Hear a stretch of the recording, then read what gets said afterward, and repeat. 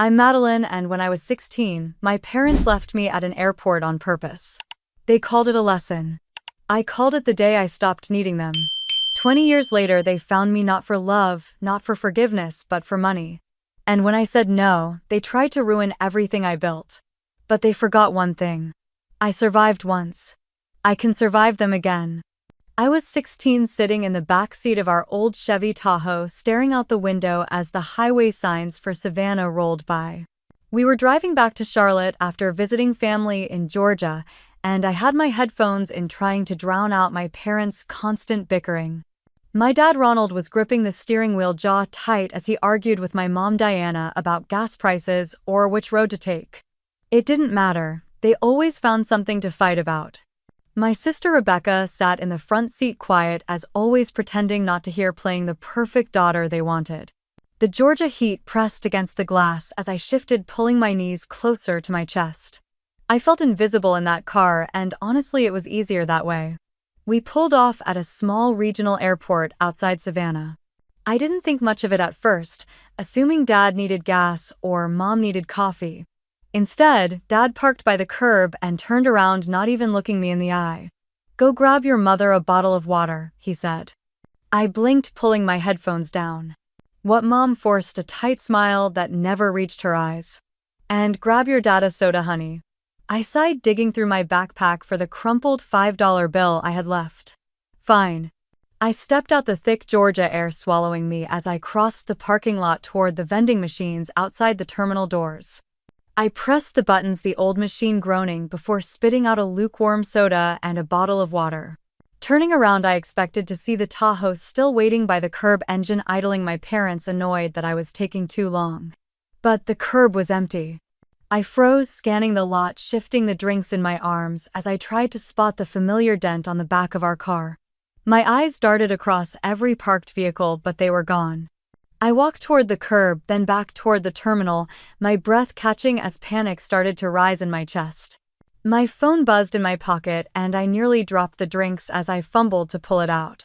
It was a text from Mom. "Let's see how you find your way home. Think of it as a lesson."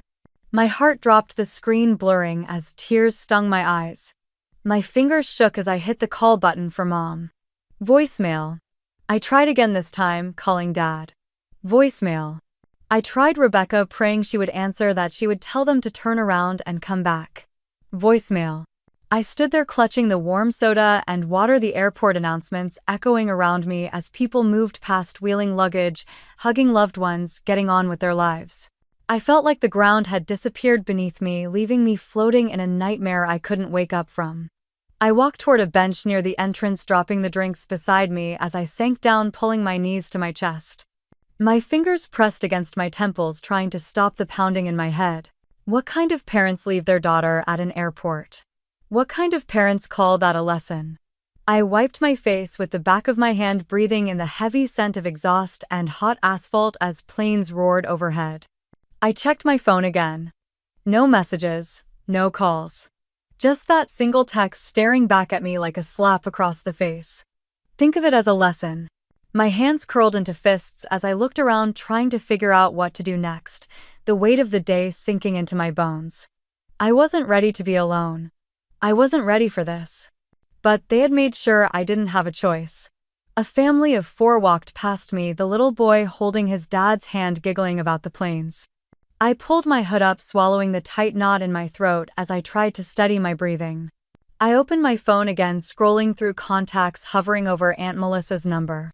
Mom had told me not to call her, said she was weak for always stepping in to rescue me when I messed up. I hesitated, thumb shaking, then tapped the call button.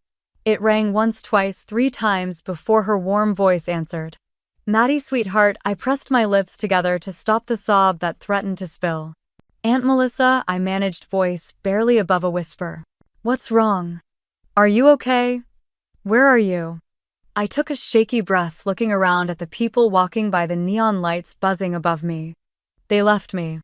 At the airport, they just drove away. Silence, then a sharp intake of breath. "Oh, honey," she whispered. I closed my eyes, letting the tears slip down my cheeks. They told me to figure it out. That it was a lesson. She was quiet for a moment, then her voice turned firm. Listen to me, Maddie. Stay where you are. I'm coming to get you. I gripped the phone tighter. They said not to call you. They'll be mad. I don't care, she snapped, her voice trembling with anger. This is not okay. I'm getting in the car now. Stay inside near the doors. Don't go anywhere, you hear me? Yes, ma'am, I whispered. I'll be there in about 4 hours. Can you hold on until then? I nodded even though she couldn't see me. I can. Call me if anything happens. I'm coming, Maddie. I promise. The line went dead and I held the phone to my chest, taking deep breaths to stop the shaking in my hands. I wiped my face, grabbing the soda and water, and stood up. The hard plastic chairs felt like they were swallowing me whole, so I walked toward the entrance, finding a corner near the baggage claim where I could see the exit but stay out of the way. I sat there hugging my backpack to my chest, watching people reunite with hugs and laughter.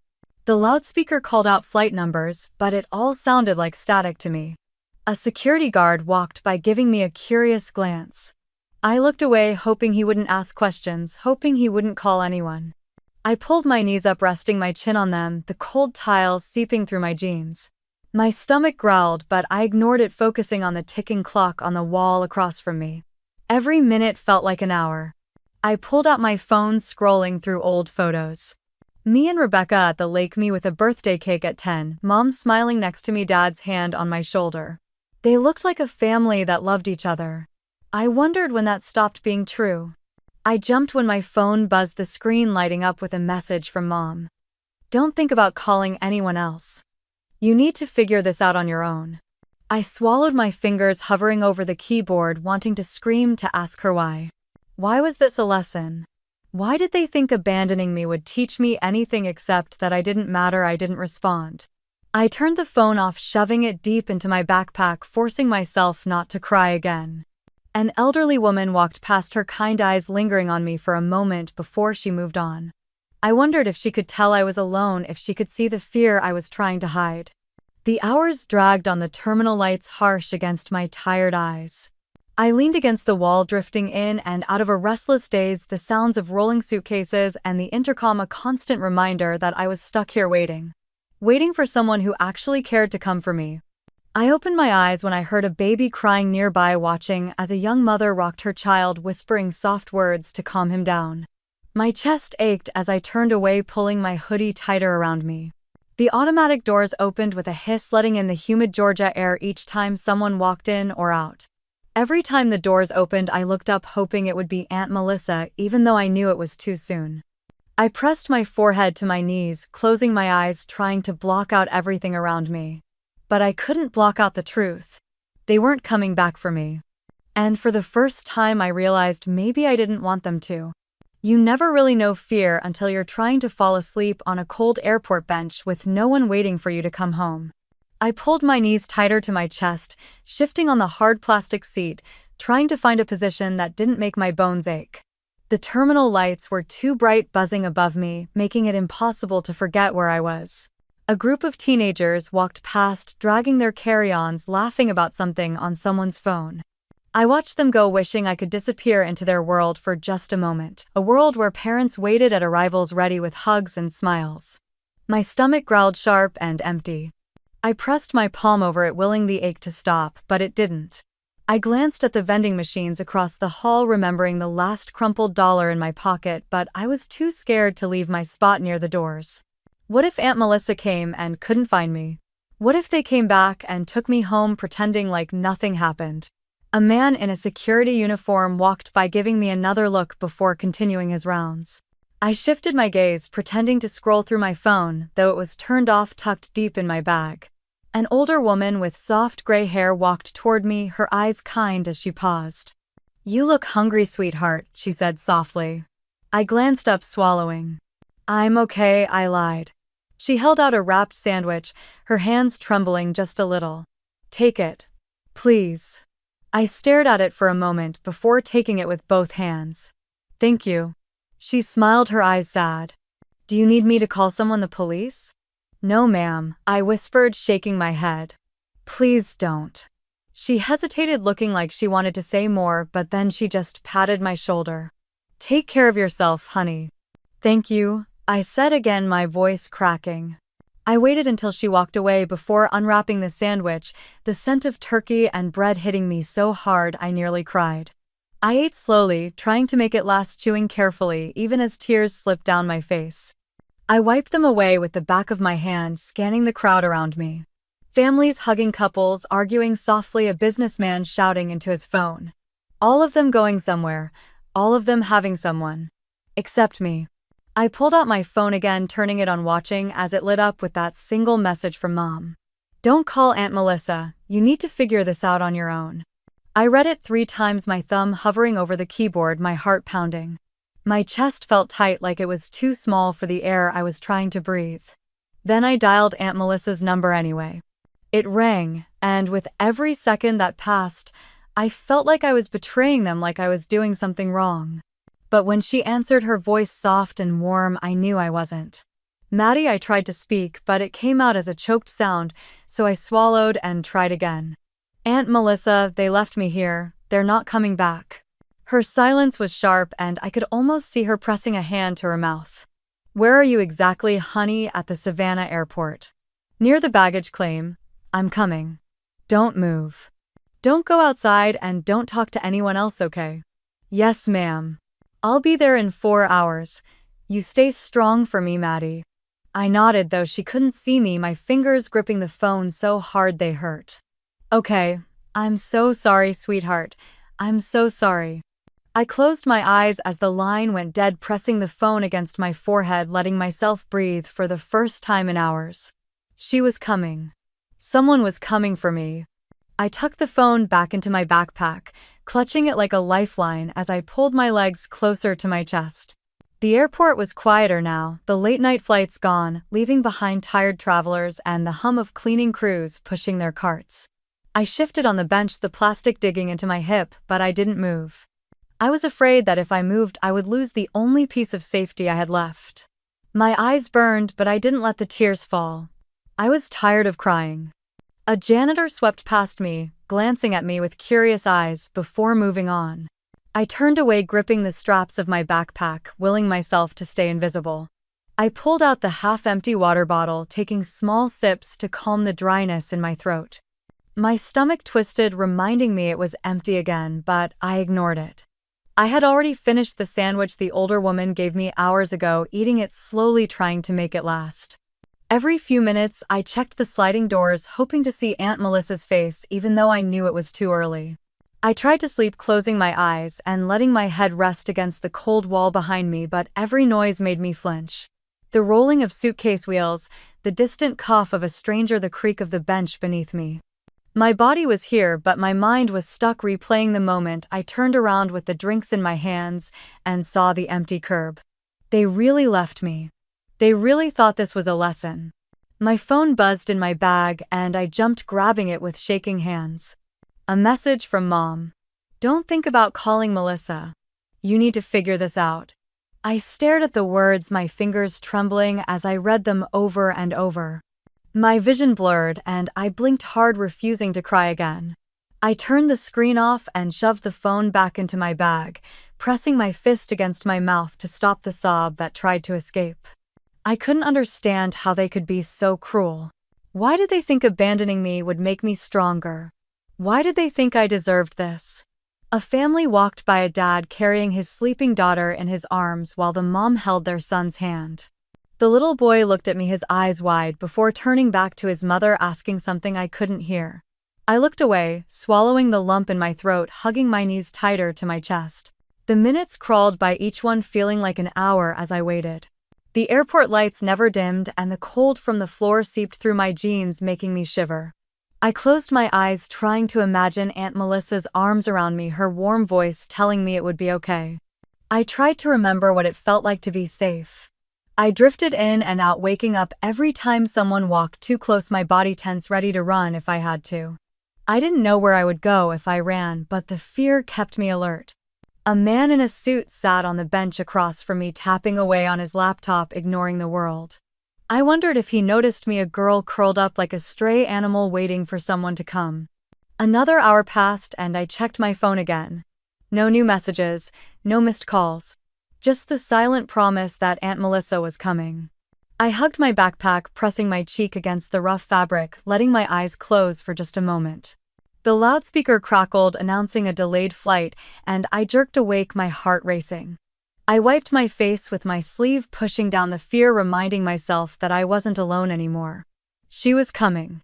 But deep down, I couldn't shake the feeling that nothing would ever be the same again.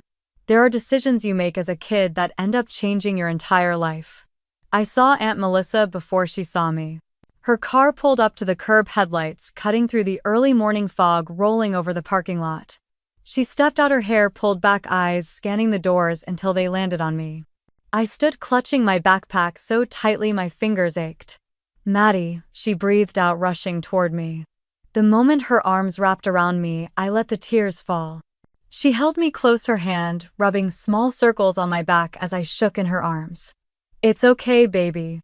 You're okay now," she whispered, her own voice cracking. I pulled back, wiping my face with my sleeve, embarrassed by how small I felt. She tucked a strand of hair behind my ear, giving me a gentle smile. "Let's get you home." I climbed into the passenger seat, sinking into the warmth of her car.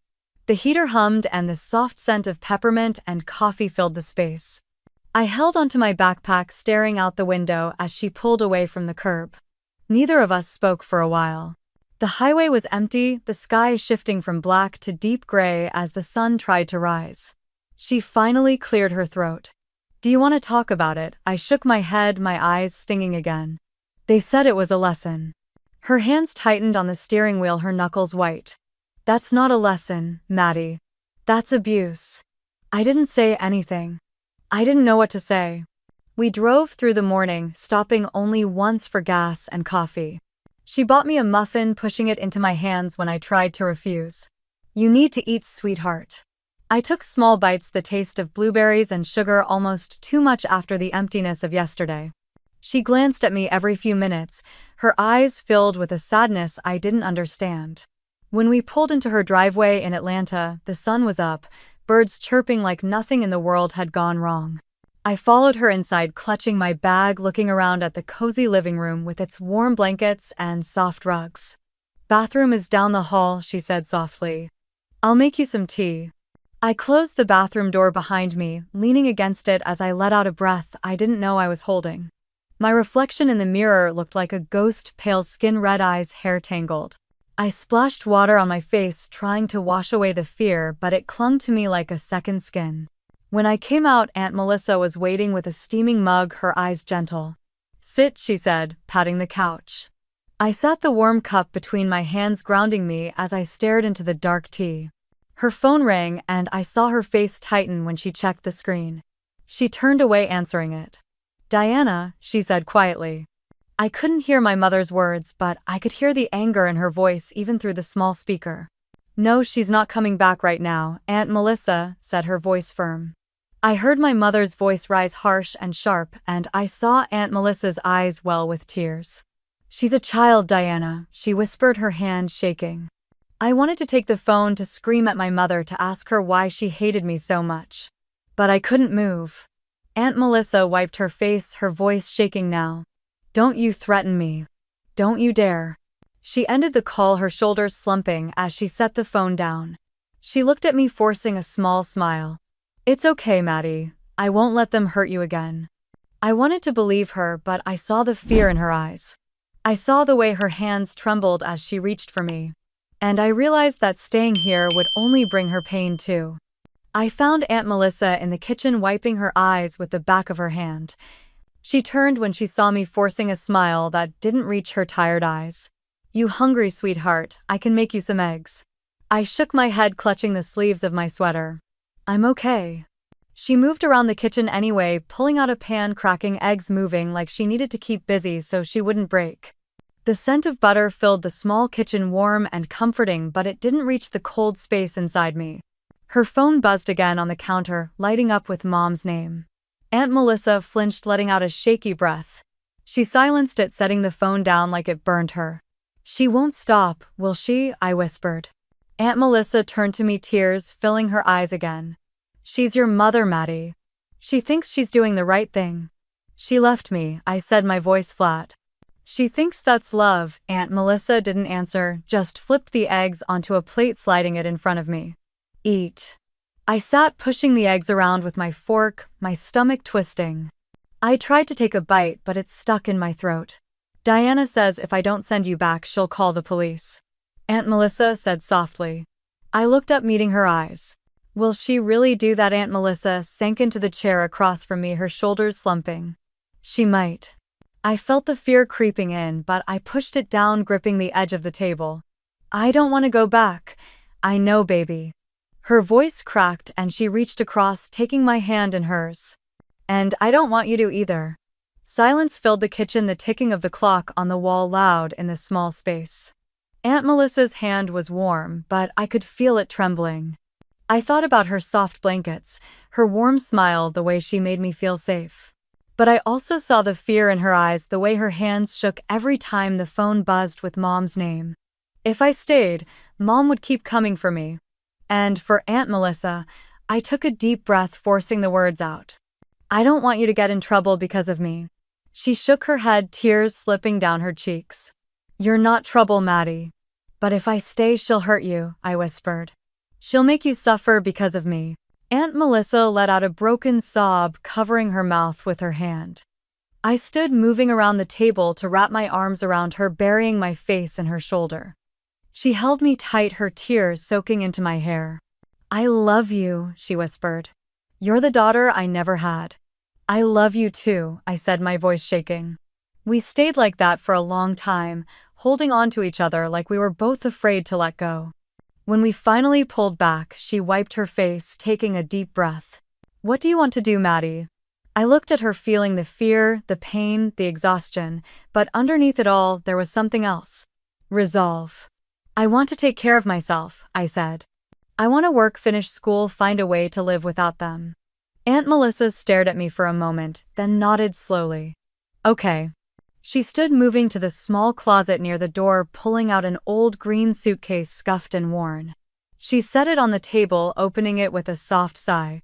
She pulled out her wallet, counting out $300, folding the bills into my hand. It's not much, but it's a start. I felt the weight of the money, the promise it held, the freedom it offered. She placed a hand on my cheek, her thumb brushing away a tear I didn't know had fallen. You will never have to be afraid of them again. I closed my eyes, letting the warmth of her hand ground me, memorizing the feel of it. Because I knew this was goodbye. When you have nothing left to lose, you finally learn what it means to live. I stepped off the bus in Atlanta with the green suitcase in one hand and $300 tucked inside my pocket. The city felt too big, too loud, but I kept walking, refusing to let the fear swallow me. I found a cheap room in a rundown house with a girl named Kayla who worked the late shift at a diner. She was older, 21, with tired eyes and a quick smile, and she didn't ask questions when I handed over half my cash for a mattress on the floor. You work? She asked, lighting a cigarette near the window. I will, I said. She blew out smoke, nodding.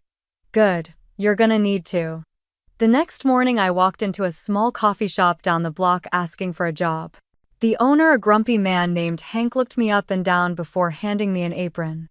Start now, he said. I washed dishes, wiped tables, and learned how to pull espresso shots that left my hands shaking from the smell of coffee and nerves.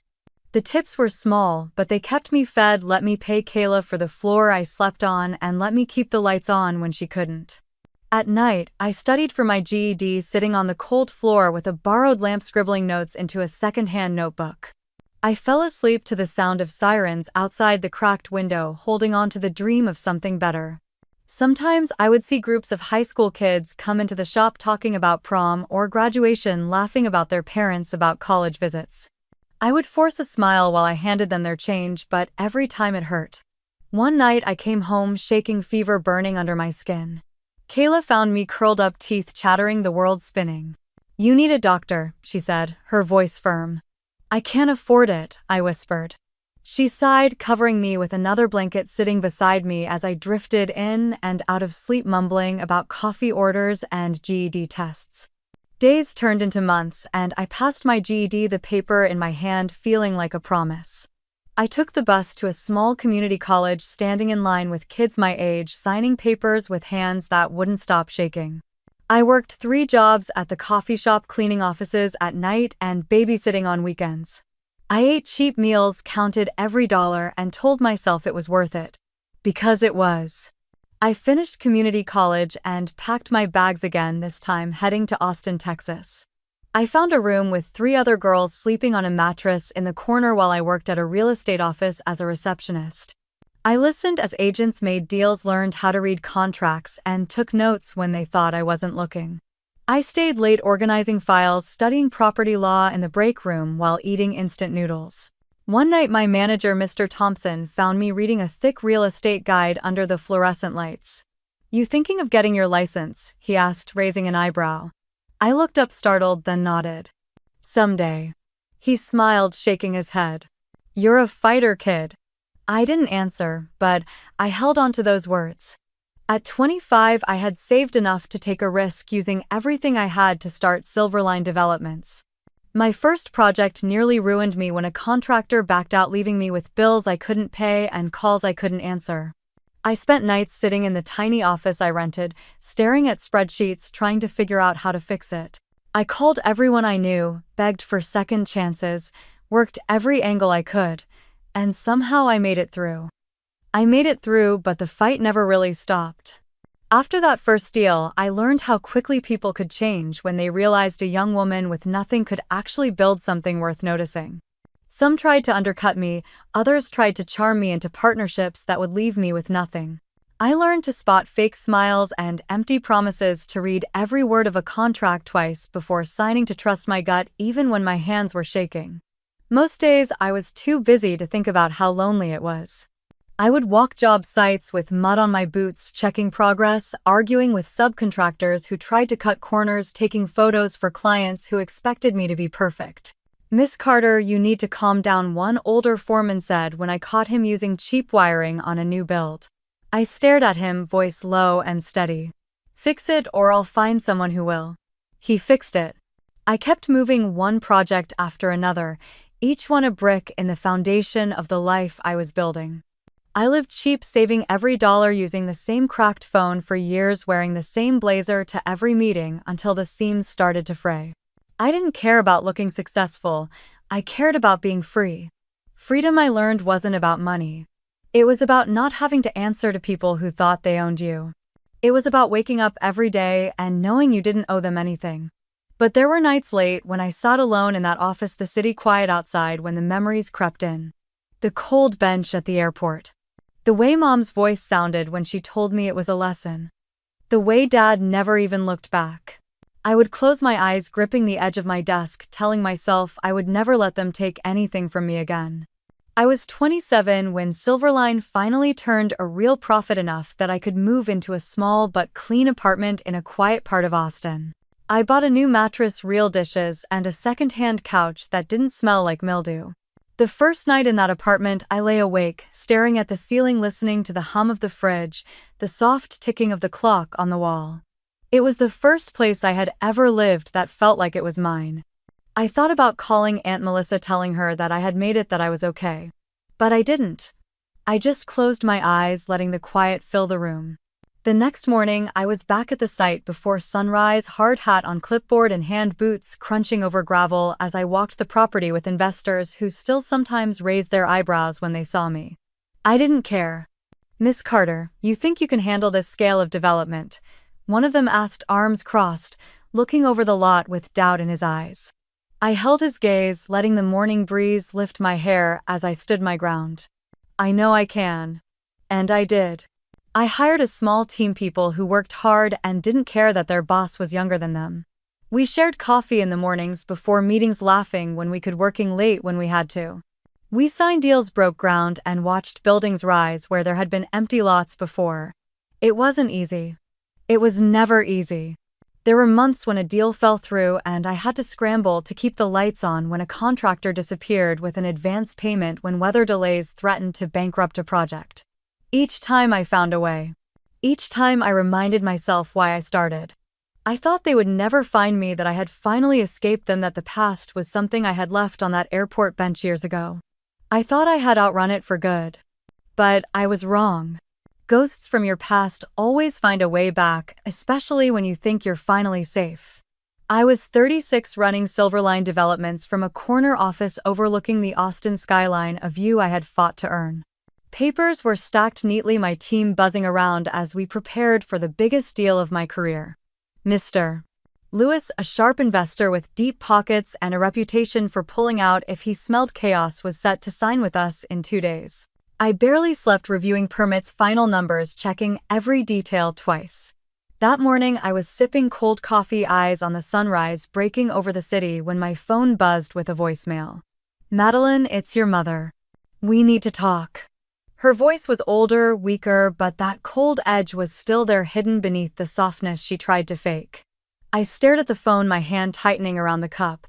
I didn't call back. An hour later, a message popped up from Rebecca. "Mom and Dad are sick. They need your help. Please." I turned the phone over face down on the desk, pressing my palms against my eyes to stop the memories from clawing their way back.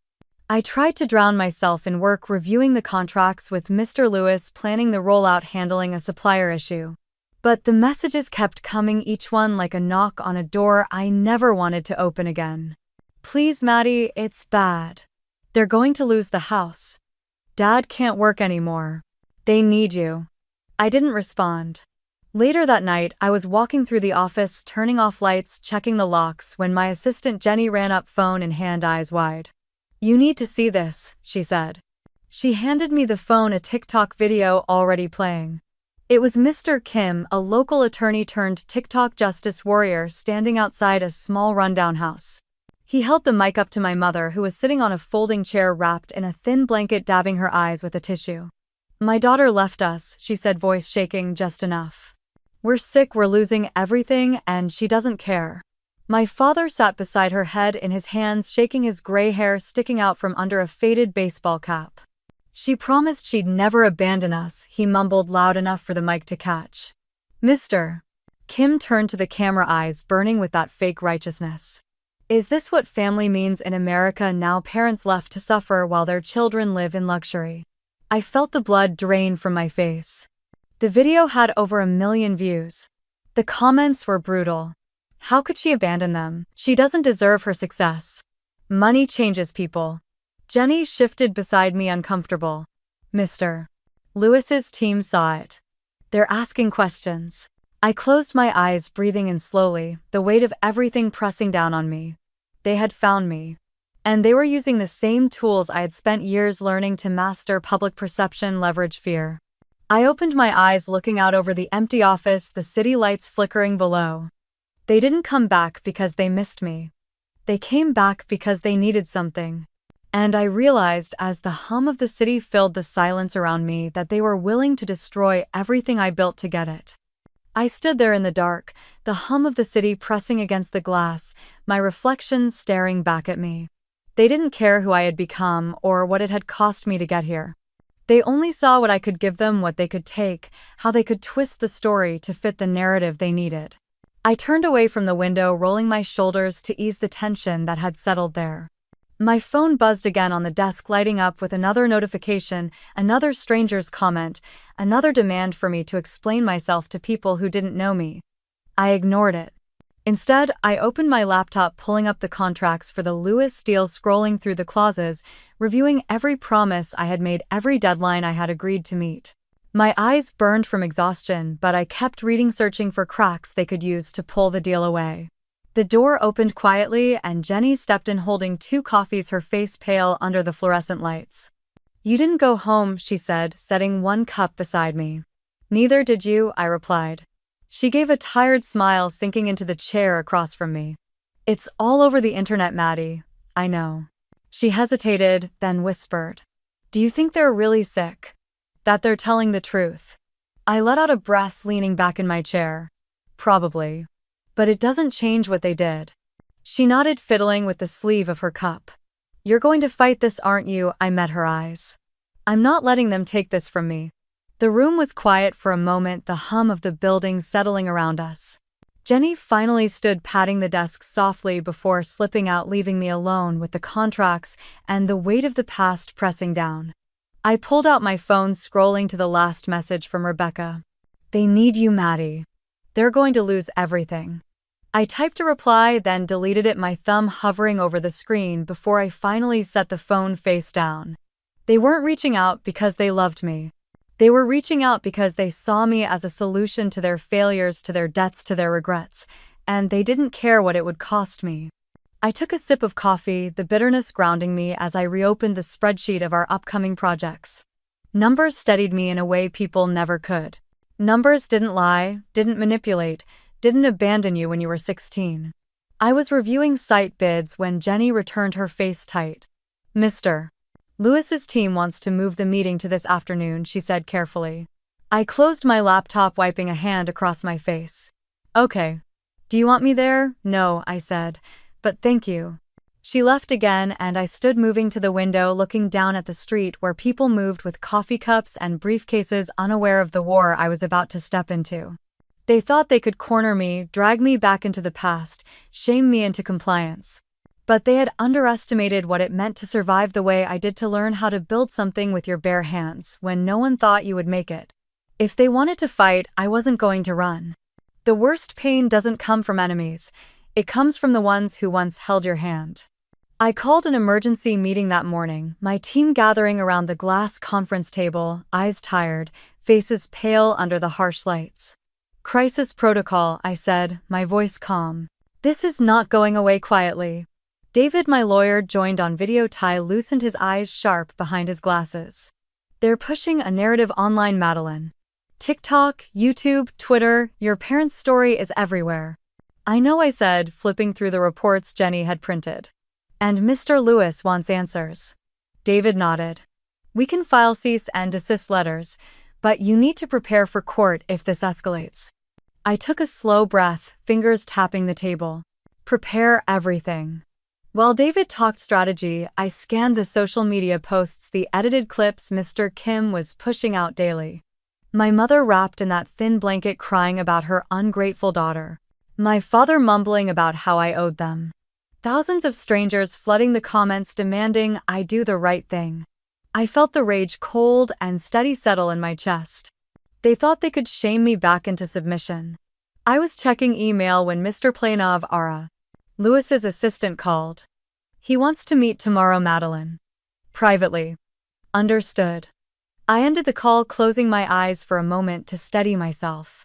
That's when Jenny knocked, stepping in, worry written all over her face. We need to talk, she said. I motioned for her to sit, bracing myself. She sat, twisting her hands together. I think we have a leak. I opened my eyes fully, the words cutting through the fog of exhaustion. Who? She swallowed hard. Ava. Ava. My assistant.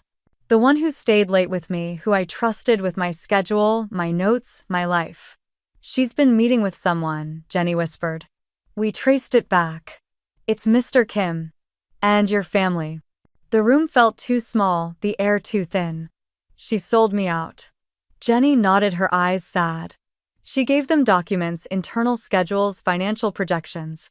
I closed my eyes, remembering how Ava used to bring me coffee in the mornings, how she'd sit across from me with her eager smile, asking for advice on her career. She said your mother promised her help, Jenny continued softly. Connections, money, a chance at something bigger.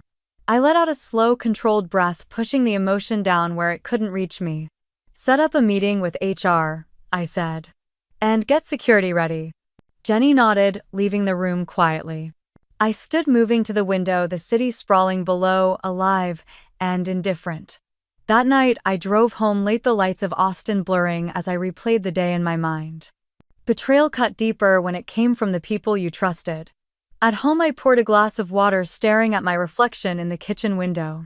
My phone buzzed on the counter, lighting up with Ethan's name. I hesitated before answering. Madeline, his familiar voice said, calm, smooth, the same tone he used when he convinced me to trust him years ago. What do you want? I asked, keeping my voice flat.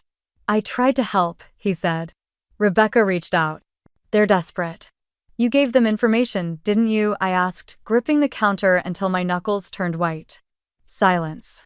I thought it would help you see they need you, he said quietly. My eyes closed, the betrayal sharper than I expected. Get out of my life, Ethan. I ended the call, letting the phone drop onto the counter, the screen going dark. I stood there, letting the silence of the apartment wrap around me. Silverline was shaking. My team was scared. They were trying to take everything from me. I opened my eyes, my reflection looking back with a steadiness I almost didn't recognize. It was time to fight back. I turned from the window, grabbed my coat, and drove to the office before the sun broke the horizon. The parking lot was empty, the sky still bruised with night, but I needed the silence before the storm. Inside, I flipped on the lights, the hum filling the space as I pulled out files, contracts, and statements, spreading them across the conference table in a precise order. Jenny arrived, her hair tied back, a coffee in her hand for me. "Long day ahead," she said softly, setting the cup beside me. "It's going to get louder before it gets quiet," I replied.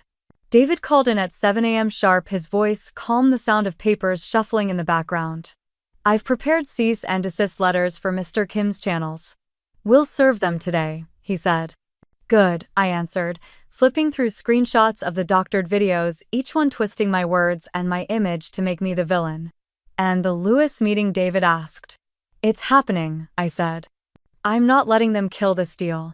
Jenny handed me the printed social media reports, the hate comments, the threats, the accusations. I scanned them, my jaw tightening, letting the anger ground me, not drown me. "They think they're going to shame me into submission," I said, looking at Jenny. She nodded. "They don't know you." Before noon, I called a full team meeting, standing at the head of the table with every department lead watching me. "You've all seen what's happening," I began, my voice steady. "They are trying to dismantle what we've built with lies, manipulation, and guilt. They are using family and pity to justify destroying a business that feeds your families, your futures." No one moved. No one spoke. "I will not let them," I continued. "But I can't fight this alone. If you need to walk away, I will understand. If you stay, you are with me all the way." Silence filled the room before one of the senior project managers cleared his throat.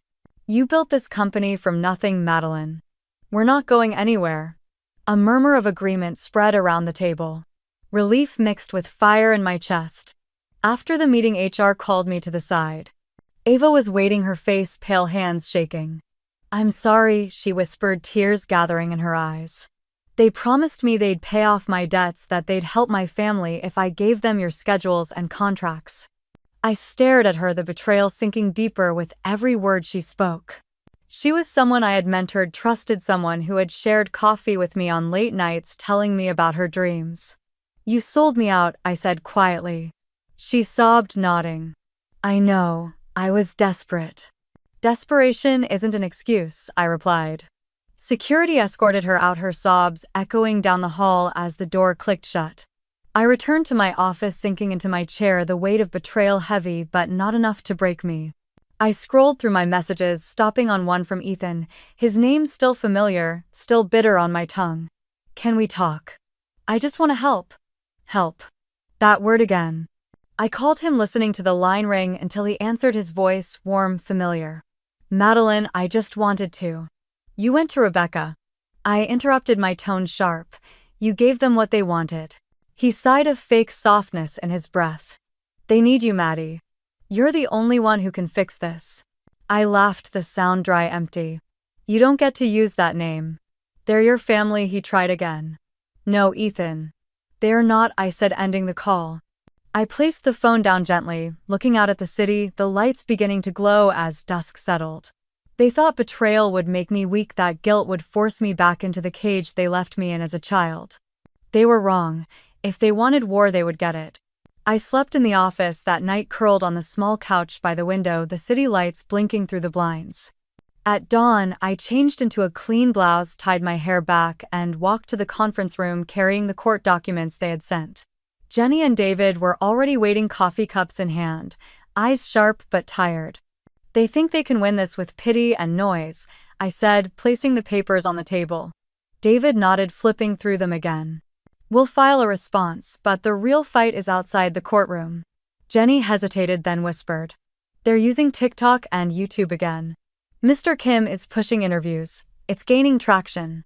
I felt the anger settle low in my stomach, steady and cold. "Then we fight them where they started it." I spent the morning digging through my old boxes, pulling out everything I had saved. The message from my mother telling me to figure it out on your own. The bus ticket Aunt Melissa bought for me. The faded photos from that year I spent working in the diner, the look in my eyes when I had nothing and no one. Proof they had abandoned me long before I abandoned them. At noon, I texted Melissa, "Can you talk?" She called immediately, her warm voice breaking the tension in my chest. "Baby, I've been waiting for you to call." "They're suing me," I said simply. A soft sigh. "Of course they are." "Will you stand with me?" I asked. "You don't even have to ask," she replied. That afternoon, I set up the camera in my office, pulling the blinds open so the sunlight filled the room, making the gold lettering of Silverline on the wall behind me glow. Jenny stood off to the side, hand over her mouth, watching as I sat studying my breath. I hit record. "My name is Madeline Carter." I began looking directly into the lens. "And this is the truth." I told them everything. About the day at the airport, the heat rising from the concrete, the soda in my hand as I watched the car disappear. About the nights I spent alone, the jobs, the GED classes, the fear of not making it. About the years of silence, until the day they decided they needed me, and how they tried to spin the story to the world. I held up the printed messages, the photos, the affidavits Melissa had sent. "They didn't want me when I was a scared teenager with nothing," I said, my voice calm, clear. "They want me now because they see what I've built." I paused, letting the silence stretch, letting the truth sink in. They left me. I survived. And I will not apologize for surviving. I ended the recording, the camera light blinking off, the silence in the room heavy but clean. Jenny let out a shaky breath. "It's going to go viral." "Let it," I replied. That night, I posted the video. Within hours, the narrative shifted. Comments flooded in, thousands of strangers offering support, others sharing their own stories of family betrayal, of choosing survival over blood. The next morning, David called, his voice lighter than it had been in weeks. "Lewis watched your video," he said. "He's staying with us." I closed my eyes, relief washing over me, the weight on my chest easing for the first time. Silverline was safe for now, and so was I. I opened my eyes and let out a breath I felt I'd been holding for years. I spent that afternoon walking the halls of Silverline, checking in on teams, seeing the small smiles they tried to hide when they saw me. The tension that had haunted the office for weeks was finally lifting, replaced by quiet focus. Jenny stopped me outside the conference room, holding a stack of files. "You did it," she said softly. "No," I replied, meeting her eyes. "We did." She nodded, pressing the files into my hands. "These are the new contracts coming in. People trust us again." Trust. A word I never thought I would reclaim. That night, I returned to the small apartment I had never bothered to leave, dropping my keys on the counter, letting the silence greet me like an old friend. I poured water into a glass, standing by the window, watching Austin glow under the streetlights. My phone buzzed on the counter, vibrating across the surface until it almost fell. I grabbed it without thinking. Rebecca. The name cut deeper than I wanted to admit. I pressed answer, holding the phone to my ear, saying nothing. "Maddie." Her voice was small, broken, swallowed by tears. "It's bad. They've lost everything." I closed my eyes, pressing a hand against the glass, the city cool against my palm.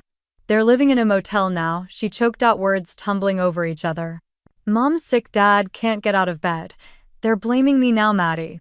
They say it's my fault you turned on them."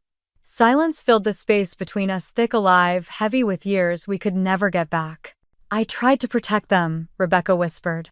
"I thought if I just kept the peace, if I kept you two apart, it would be okay." "You knew," I said, softly opening my eyes, watching the cars move below. "You knew what they did." She sobbed, breathless. I was a coward. A part of me wanted to scream, to let out every shard of betrayal she had helped build inside me. Another part wanted to close my eyes and forget, to let her pain dissolve into the darkness. "They're your parents, Maddie," she whispered. "They have nothing now." I felt the ache in my chest, the old instinct to fix what they broke, to carry what they refused to hold. "I know," I said, my voice steady, clear, final. She was quiet, her breath catching. "What are you going to do?" I looked at my reflection in the window, seeing the woman I had fought to become, the scars, the strength, the survival. They made their choices, Rebecca, I said, my voice low. Now they live with them. She broke then, the sound of her crying, flooding the line, begging me, pleading with words I had waited years to hear but no longer needed. I'm sorry, Maddie, she wept. I'm so sorry. I closed my eyes, letting the words pass through me, letting them fall into the silence of the apartment. I know, I whispered before ending the call, letting the screen go dark in my hand. Outside, the city kept moving, lights shifting, people laughing somewhere far below. I stood there, glass in hand, breathing alive, free. They had lost everything. And for the first time I didn't feel guilty for letting them. I set the glass down on the counter, the soft click echoing in the quiet of my apartment. The city lights pulsed beyond the windows, casting soft patterns on the floor as I moved through the living room, letting my hand brush across the back of the couch, the shelf lined with small plants I remembered to water now. I grabbed my keys, the metal cool against my palm, and slipped on a light jacket, stepping into the hallway. The elevator hummed as it carried me down, opening to the lobby where the night guard lifted a hand in greeting. I nodded, pushing through the glass doors into the warm Austin air. The street smelled of rain on concrete, though the sky above was clear, stars peeking out between the buildings, the moon hanging low and bright. I walked for blocks past the taco stand on the corner where two cooks laughed as they closed up for the night, past a couple sitting on the hood of their car sharing fries and soft words. The world felt alive, a quiet reminder that life kept going, that it didn't care who you used to be. I found myself standing across the street from a small house I didn't recognize, but something about the peeling paint and the way the porch light flickered reminded me of the house I left behind. The one that was now for sale, grass growing. High windows, dark. For a moment, I closed my eyes, letting the memory come. 16, standing in the Savannah airport, clutching a soda. I didn't want the heat of the pavement rising into my shoes as I waited for them to come back. They never did. And I never went back. I opened my eyes, breathing in the warm air, and turned away from the house, walking back toward the heart of the city.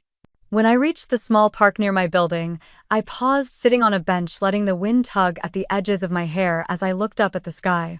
The branches of the oak trees swayed softly, leaves whispering in the dark. I pulled out my phone, scrolling through the contacts until I found her name. Melissa.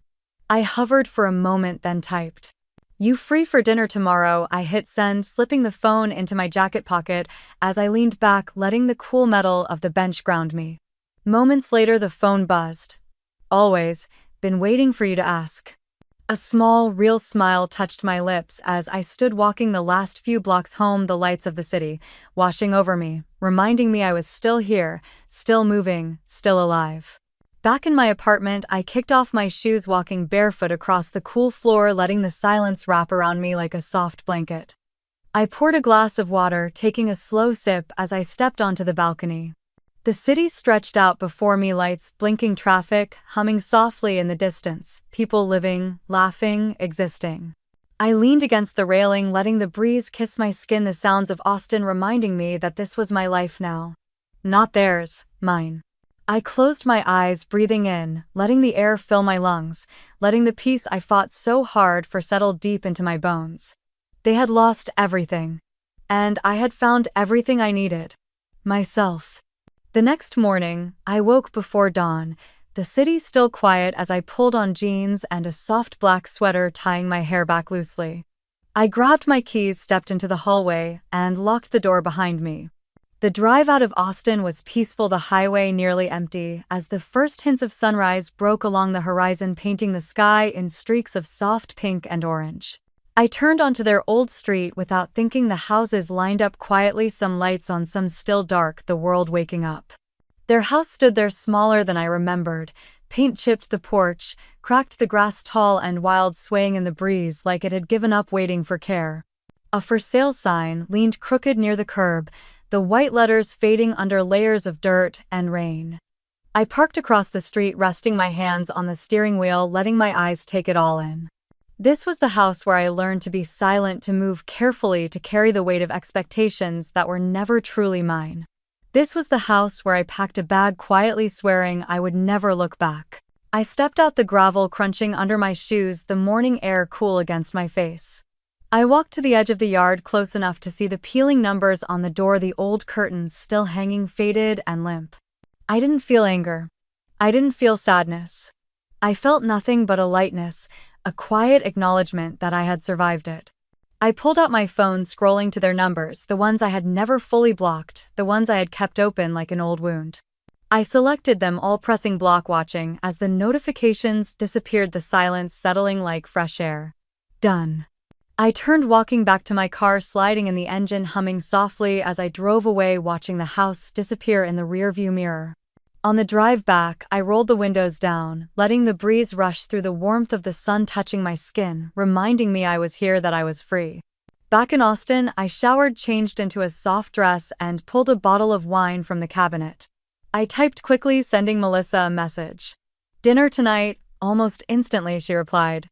"I've been waiting for this, baby." I smiled, setting the phone down, pouring a glass of wine, taking a sip as I stepped onto the balcony. The city lights blinked below, the hum of life drifting up, people laughing, cars passing, music floating from an open window somewhere down the block. I leaned on the railing, letting the glass rest against my lips, tasting the sweetness as the breeze moved through my hair.